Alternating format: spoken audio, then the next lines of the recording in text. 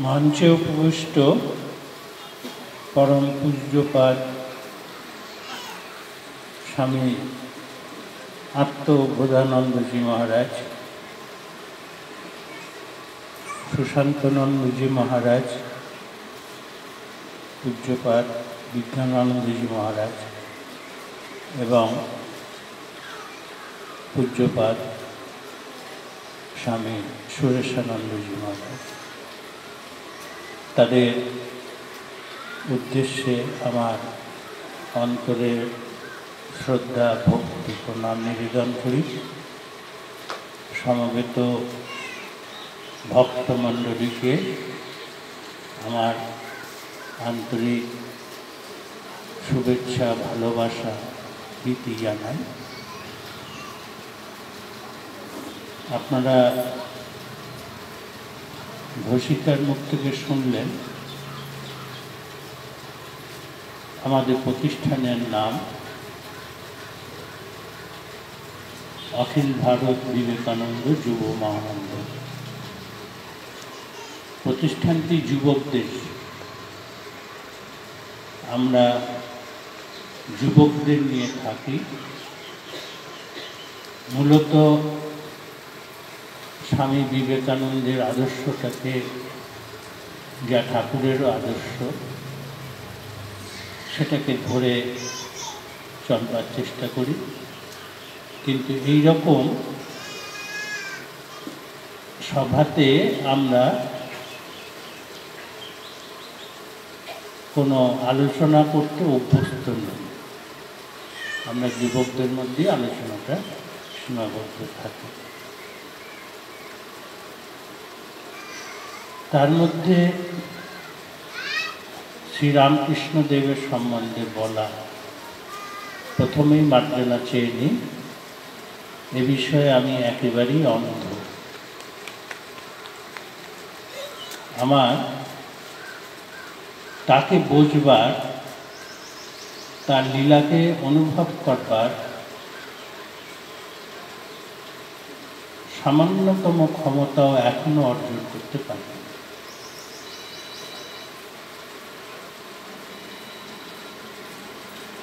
তিনি হচ্ছেন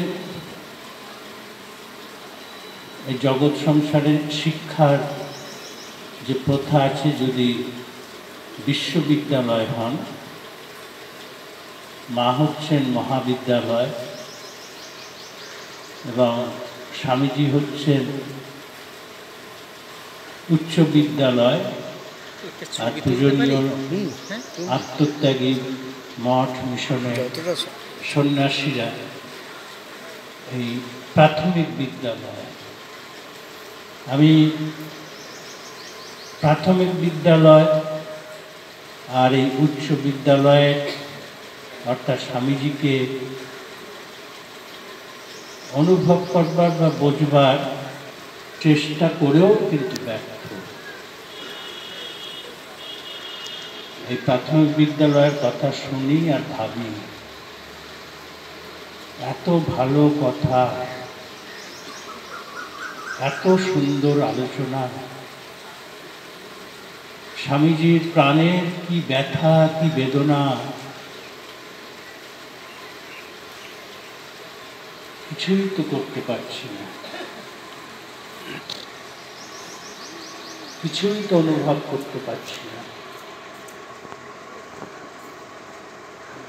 মাঝে মাঝে প্রশ্ন জাগে, ঠাকুর শ্রীরামকৃষ্ণ দেব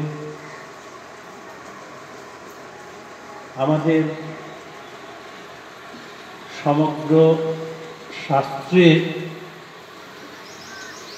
একটা জ্বলন্ত অনুবাদ কিনা বুঝে উঠতে পারি না, প্রশ্ন জাগে। একটা সময় ছিল ভারতবর্ষের ধর্মশাস্ত্র গ্রন্থ সকলের অধিকার ছিল না, তাকে অধ্যয়ন করবার, তাকে অনুধ্যান করার, এটা বিশেষ সম্প্রদায়ের মধ্যেই সীমাবদ্ধ ছিল। মাঝে মাঝে প্রশ্ন জাগে, উত্তর খোঁজার চেষ্টা করি, কিন্তু অন্তর্জগতের দৃষ্টিভঙ্গিটা এখনো তেমন স্বচ্ছ নয়। যা ভাবছি সেটা কি সত্য? স্বামী বিবেকানন্দ ঠাকুরের সম্বন্ধে বলতে গিয়ে বলছিলেন যে আমি এমন একজন মানুষের পায়ের তলায় বসবার সৌভাগ্য লাভ করেছিলাম,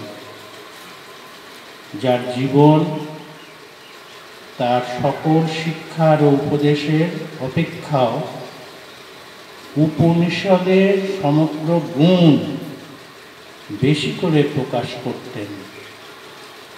বস্তুত তিনি ছিলেন জীবন্ত মানবদেহে উপনিষদের বাণী।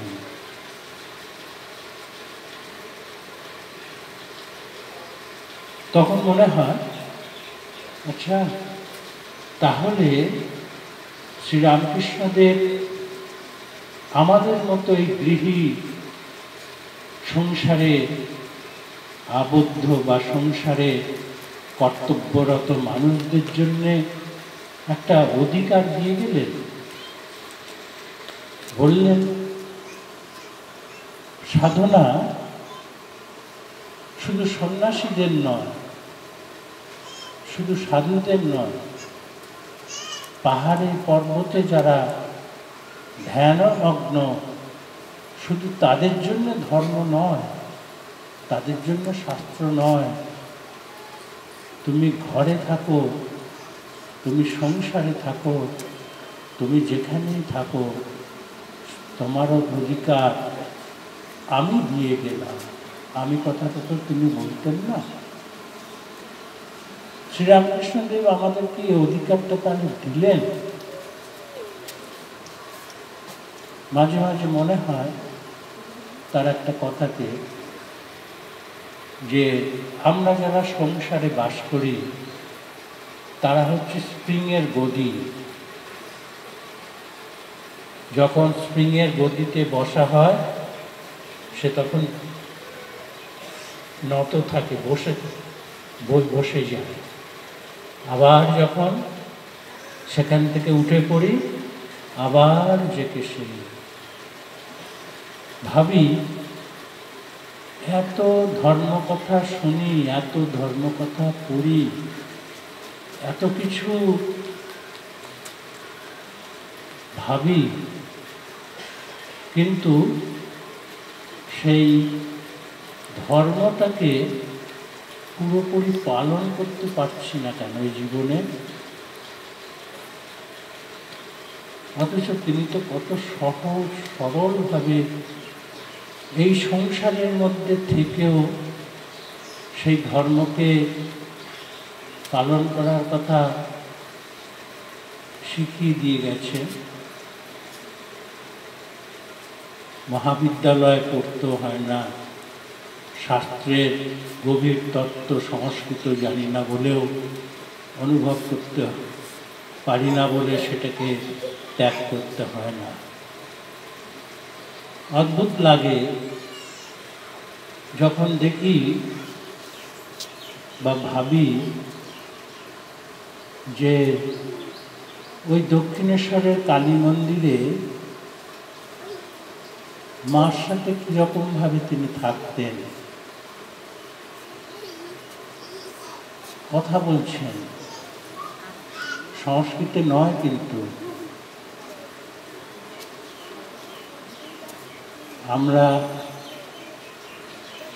আমি নিজের কথাই বলছি, এই কাজ করতে করতে পারি না কি ঠাকুরকে একটুখানি ধরে কাজটা করতে পারি না, ভুলে যাই।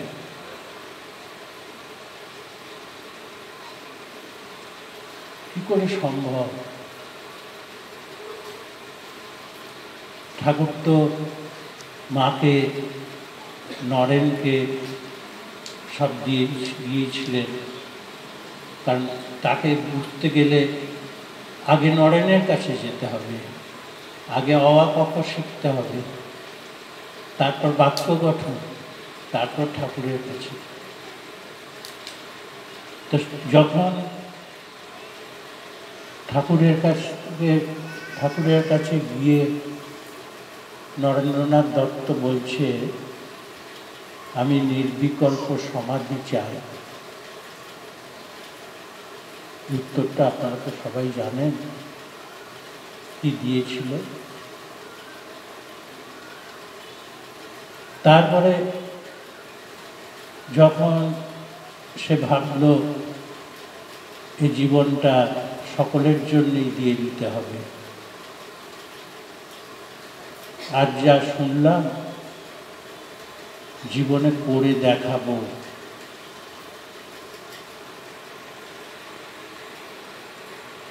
মনে মনে ভাবি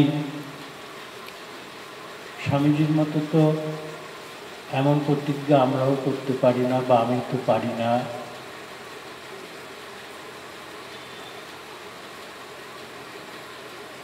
তুই হবে বিশাল বটবৃক্ষ,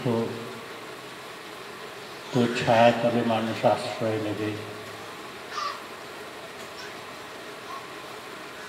যা শুনলাম জীবনে করে দেখাবো, আর জীবনে একটা লাইট পেলাম, আলো পেলাম।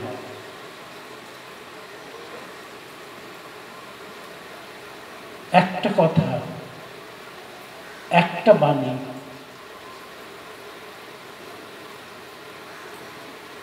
তার একটা সামান্য বীজ,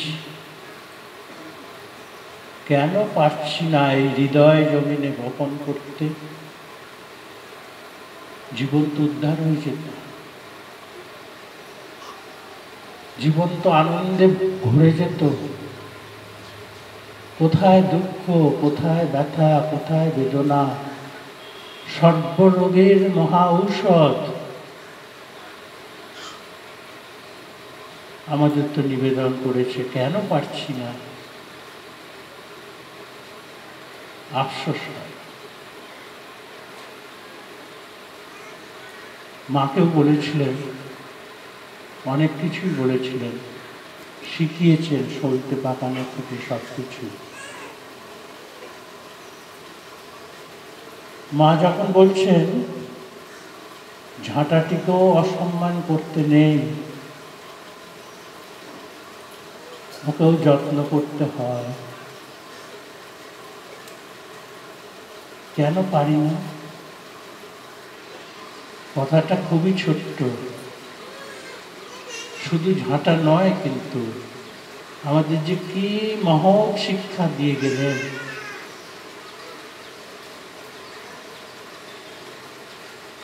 পরিবেশন করছে যখন ছুঁড়ে ছুঁড়ে দিচ্ছে, ওই ছোট্ট কথাটাকে এই হৃদয়ে ধারণ করতে যদি আমরা সবাই পারতাম, জগতে এত হিংসা, এত ক্রোধ, এত হৃদয়হীনতা থাকত কি? মাঝে বললেন, আমি ওই বিড়ালটার মধ্যেও আছি, সমস্ত মানুষের মধ্যেই আছেন তিনি, শুধু বিড়ালটা তো নয়। আমরা এই দৃষ্টিভঙ্গিতে সবাইকে কি গ্রহণ করতে পারছি? যদি পারি, জীবন সার্থক, ধন্য। পারি না,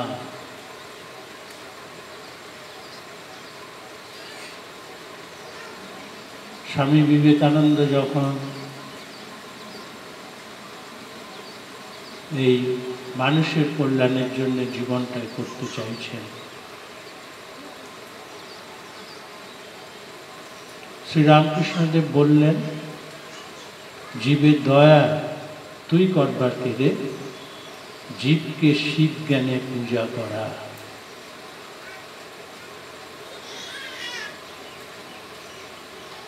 আমি আমার সন্তানটিকে শিব জ্ঞানে পূজা করতে পারি না,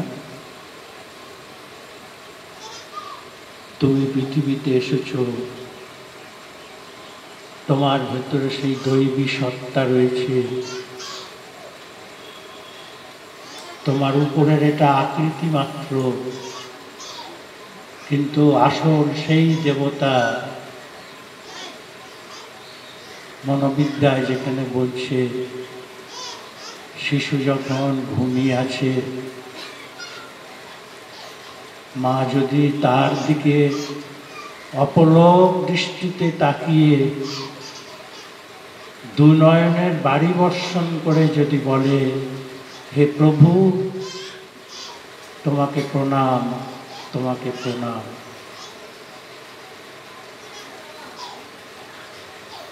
সে আর পশু হবে না, মনুষ্যরূপী পশু হবে না, সে দেবতাই হবে। কেন পারি না? ভাবতে অবাক লাগে, পৃথিবীতে আর তো কোথাও দেখতে পাই না, কারোর মধ্যে তো দেখতে পাই না।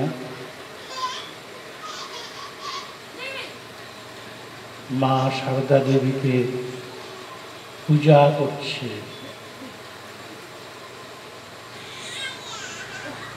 আমরা সংসারে থেকে আমরা এই জীবন্ত দেবী মূর্তিকে আমরা সেইভাবে কি পূজা করতে পারি না? আমরা কি চিরকাল শুধু ঠাকুর মা বলবো, তার সুযোগ্য পুত্র কন্যা হতে পারবো না? একবারও কি বলতে পারবো?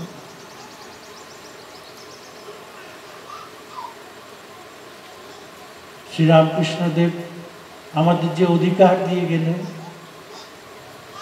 তোমাদেরও পূজা করবার অধিকার রয়েছে। কে সে? তিনিই তো দেখিয়ে গেলেন, তুমিও তো দেবতা, তুমিও তো দেবী, তোমার অন্তর্জগৎকে একটু লালন পালন করো, শুধু বাইরের জগৎটাকে নিয়েই মেতে থেকো না। তাদের শিক্ষার তো মূল কথা এটাই,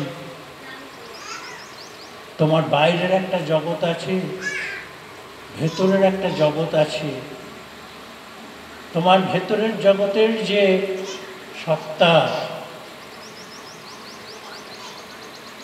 তার উপাসনা করো, তার পূজা করো, ঘরে সংসারে থেকে। তবেই তো ভারতবর্ষের শাস্ত্র সত্য হবে, ভারতবর্ষ শ্রেষ্ঠ হবে, আধ্যাত্মিক ভাবের বন্যা পৃথিবীতে প্রবাহিত হবে।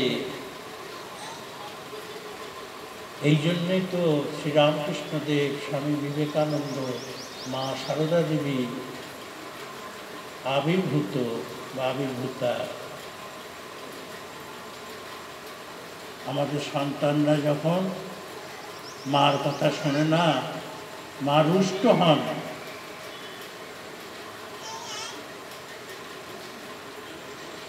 আমরা এই সার্বজনীন মার কথা যদি পুত্র কন্যা হয়ে অমান্য করি, অবাধ্য হই, শুধু তাদের কাছে কৃপা চেয়ে বসি, তারা কৃপা করেন,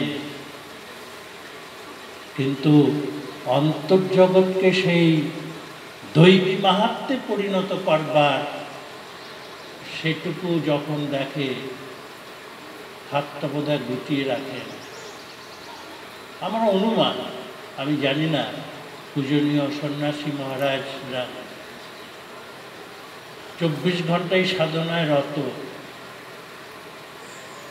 তাদের কাছে পরিষ্কার ধারণা, আমার অস্বচ্ছ ধারণা। সারাদিন কত রকম ভক্ষণ করি, সারাদিন এই শরীরটাকে ধারণ করবার জন্য সকাল থেকে রাত্রি পর্যন্ত কত যুদ্ধ করি।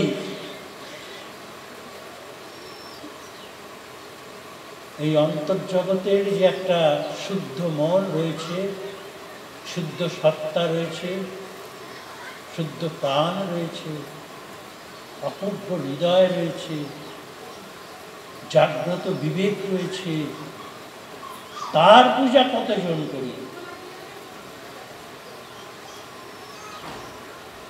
আজ এখানে যখন এসেছি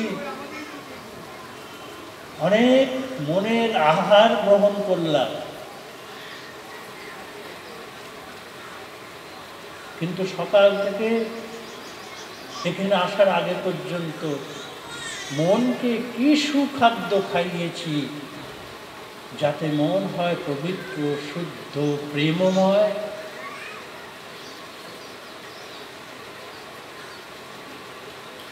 হৃদয়টাকে কতটুকু জাগাতে চেষ্টা করেছি। এই তো আমার মানব সম্পদ, এটারই তো অধিকার দিয়েছে পূজা করবার শ্রীরামকৃষ্ণদেব, মা সারদা দেবী, স্বামী বিবেকানন্দ।